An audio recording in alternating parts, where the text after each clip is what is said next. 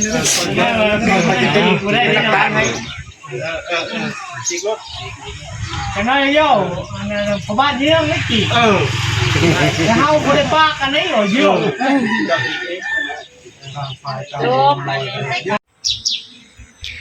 สบายดีพี่น้องสวัสดีค่ะพี่น้องจ๋ามาพบพ่อกับซ่องสาวตุกชาแนลอีกคือเก่าเด้อมาพบพ่อกันในช่วงยามเช้าๆเด้อพี่น้องมื้อนี้ก็เป็นวันจันทร์เนาะพี่น้องเนาะเป็นวันที่เริ่มต้นการทำงานของหลายๆคนเนาะพี่น้องเนาะและมามื้อนี้พี่น้องสตุกเองกะมื้อนี้จะไปเวียกเนาะพี่น้องจะไปเว้าเวียกของน้องทรายเนาะพี่น้องเนาะเป็นน้องทรายที่สตุกเคยเอาลงในหลายเดือนก่อนแล้วล่ะพี่น้องที่แบบว่าเพิ่นมาเว้ากันกับเมียเพิ่นเนาะพี่น้องว่าแบบว่าในครอบครัวบ่เข้าใจกันนะพี่น้องระหว่างทั้งสองคนเนาะพี่น้องผัวเมียบ่เข้าใจกันก็เลยกลับมาเว้าอยู่ที่บ้านมาให้ทางเฒ่าทางแก่สั่งสอนเนาะพี่น้องแล้วก็เว้าแล้วเรียบร้อยเฒ่าแก่สั่งสอนแล้วเรียบร้อยแล้วก็พากันไปเริ่มต้นชีวิตใหม่ไปเริ่มปรับเริ่มจูนเข้ากันใหม่อยู่ที่ประเทศไทยเนาะพี่น้องพออยู่กันไปดนๆแล้วมีความรู้สึกแบบว่าอยู่กันบ่ได้เนาะพี่น้องบ่สามารถปรับเข้าหากันได้เนาะพี่น้องแล้วมาตอนนี้ก็คือตกลงกันใหม่เนาะพี่น้องก็คือแบบว่ากลับมาครั้งนี้ก็แยกย้ายเลิกลาหรือแยกย้ายเนาะพี่น้องต่างฝ่ายก็แปลว่าต่างอยากมีชีวิตเป็นของตัวเองอยากมีชีวิตใหม่เนาะพี่น้องเนาะก็คือจะมาเว้ามาจากันก็คือเว้าภาษาบ้านๆก็คือแบบว่าปะห่างกันนั่นแหละเนาะพี่น้องเนาะ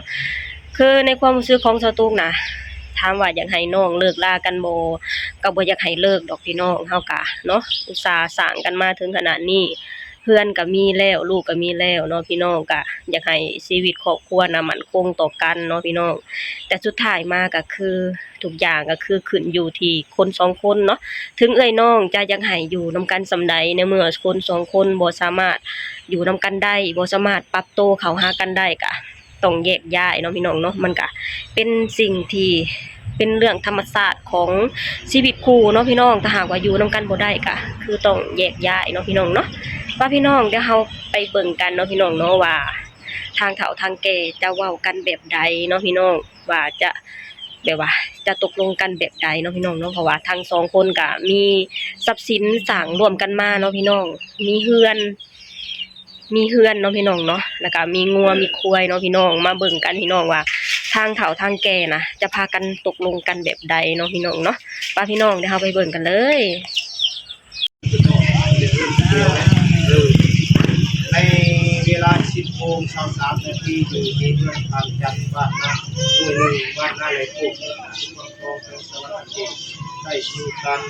ศึกษาอบรมไปแก้การยาห้ามระวังข้าวสายสมอนในหม้ออายุ28 ปีเป็นบุตรของพ่อเสิร์ฟและแม่เพลงหอมแม่หอมแพงดูกิโลเมืองอ่างทองแพงสวรรค์เขตและมันมีทางพุทธอายุ23 ปีเป็นบุตรของข้าวจันทร์และแม่แสงอยู่บ้านนาเลยพูดเมืองอ่างทองแพงสวรรค์เขตในการศึกษาอบรมทางผู้เมียแม่นบ่มีความสามารถจะอยู่นำกันได้ดังชั้นและที่นั้นได้เกียร์แม่นก็ได้แบ่งชิ้นชนชาที่หามานำกันได้เป็นต้นแม่นเฮือนเนาะส่วนเฮือนหันแม่นตัวเป็นภูเขาในมูลค่า150,000แต่เมียน่ะเป็นตัวเงินดังชั้นตัวน่ะต้องหาเงินมาให้ป้าบอกให้เมียในกำหนดในการบอกเป็นปีนับแต่วันที่9 เดือน 3 2026 หมดวันที่9 เดือน 3 2027เป็นให้ครบถ้วนตามจำนวนที่คาดไว้เนาะในจำนวน150,000 บาทนั่นฉะนั้นทาง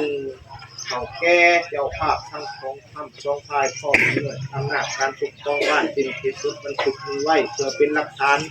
ในตอนนั้นหมดเท่านี้ได้เนาะได้เลย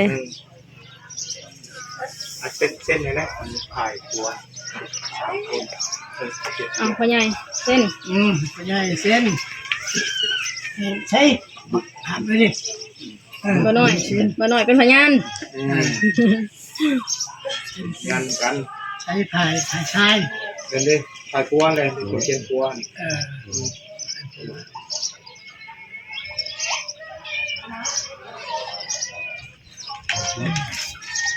หน่อยเส้น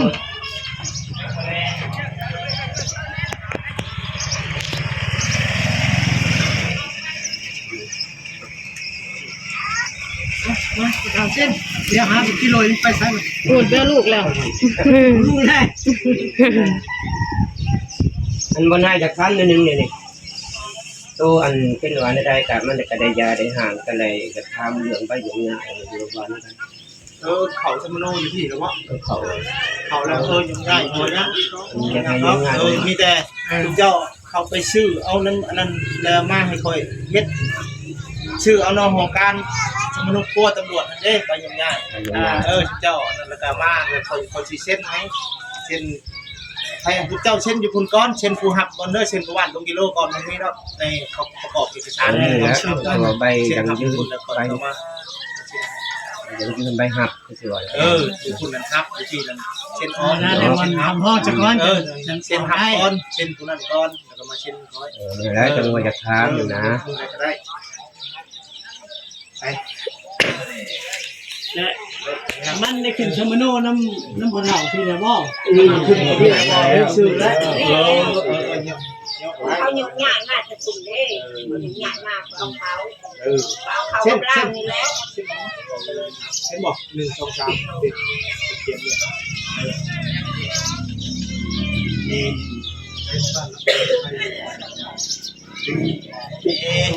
โอเคปัจจุบันเป็นยัง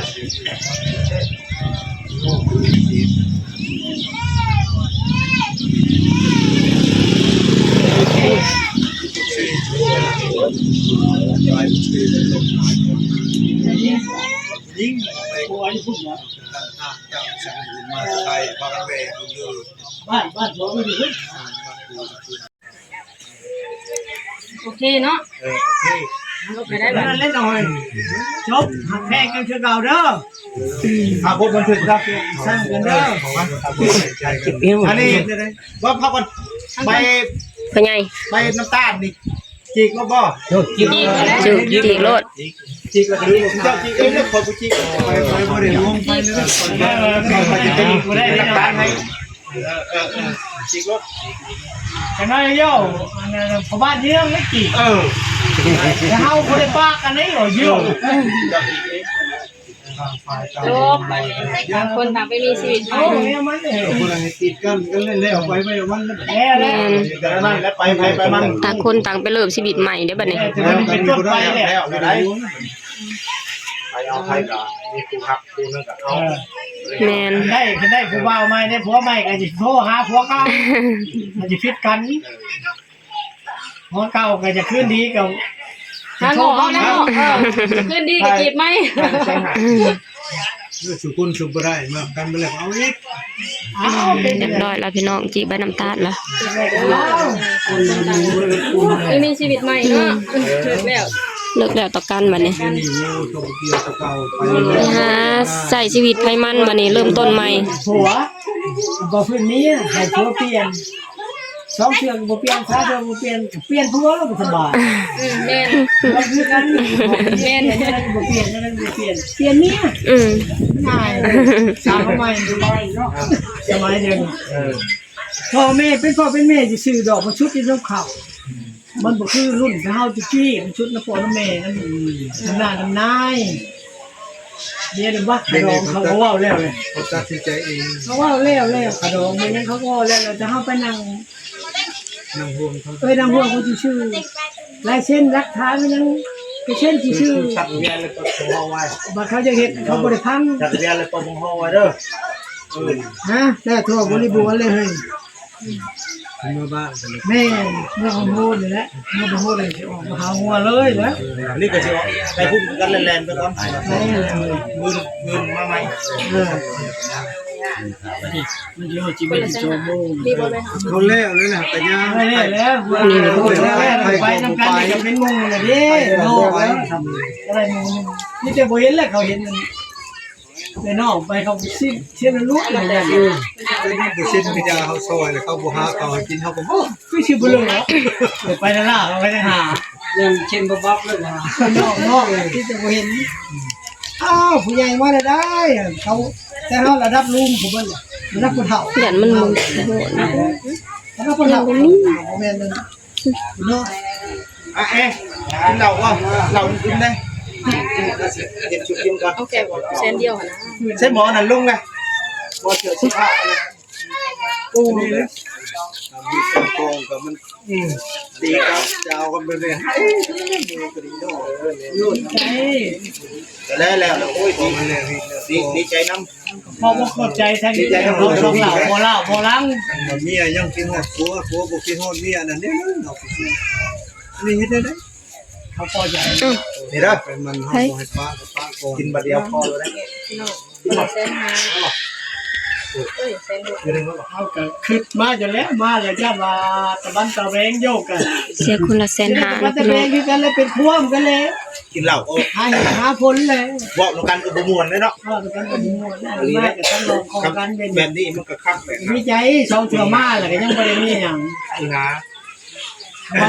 ความเก่าความหลังก็ โอเคพี่น้องกลับมาฮอดบ้านฮอดเฮือนเป็นที่เรียบร้อยแล้วเนาะพี่น้องเนาะสรุปแล้วก็คือปะกันแยกย้ายทางไผทางมันแล้วเรียบร้อยเนาะพี่น้องกีกใบน้ำตาลแล้วเรียบร้อยพี่น้องคือทางน้องชายของสตุกก็คือเพิ่นก็เสียเงินให้กับเมียเพิ่นแล้วก็เป็นจำนวนเงิน150,000เนาะพี่น้องความตั้งใจของทางฝ่ายเมียน่ะคืออยากได้เงินน่ะ300,000เนาะพี่น้องคือจะอยู่เฮือนน่ะให้กับน้องชายของสตุกคือเพิ่นจะบ่เอาหยังเลยแต่ว่าเพิ่นขอเงินน่ะเป็นจำนวน300,000 บาทเนาะแต่ว่าน้องชายเพิ่นบ่มีให้พี่น้องเพราะว่าเงินที่หามานำกันก็คือเอาไปเฮ็ดเฮือนเบิดแล้วเพิ่นก็มีแต่แปลว่าถ้าหากว่าทางเมียอยากได้เงิน300,000น่ะเพิ่นบ่มีให้เพิ่นก็เลยให้ไปมางเอาเฮือนเนาะพี่น้องวันนี้ทางเมียก็คือเขาเจ้าก็แบบว่าอยากได้เป็นเงินนะพี่น้องเพิ่นก็กำหนดมาว่าอยากได้เงินจำนวน300,000 บาทแต่ว่าทางน้องบ่มีให้เพิ่นก็เลยลดลงมาเหลือ150,000เนาะพี่น้องเนาะ150,000 บาทเนาะพี่น้องก็คือตกลงกันเรียบร้อยแล้วอะค่ะทางน้องชายของสตุกก็คือต้องหาเงินน่ะมาให้ทางเมียน่ะ150,000เนาะพี่น้องเนาะ150,000 บาทก็คือจบเนาะพี่น้องก็คือแยกย้ายกันได้ด้วยดีจบกันได้ด้วยดีเนาะพี่น้องคือแบบว่าต่างฝ่ายก็ต่างไปมีครอบครัวใหม่เนาะพี่น้องในใจของสตุกถามว่าอยากให้เลิกลากันบ่ก็บ่อยากให้เลิกเนาะพี่น้องแต่ว่าในเมื่อคนสองคนอยู่กันบ่ได้ก็คือต้องแยกย้ายเนาะพี่น้องต่างคนต่างไปเริ่มไปมีชีวิตใหม่เนาะสตุกเองก็ขออวยพรให้น้องทั้งสองก็แยกย้ายออกจากกันก็ขอให้ทั้งสองน่ะไปเริ่มต้นใหม่กับคนใหม่ใช้ชีวิตใหม่ให้ดีที่สุดเนาะพี่น้องเนาะโอเคพี่น้องสำหรับคลิปนี้สตุกเองก็จะขอจบลงเท่านี้ก่อนเด้อฝากให้พี่น้องช่วยกดไลค์กดแชร์กดติดตามให้ช่องสาวตุกชาแนลเนี่ยเด้อสบายดีสวัสดีค่ะคนหน่อยมุมเด้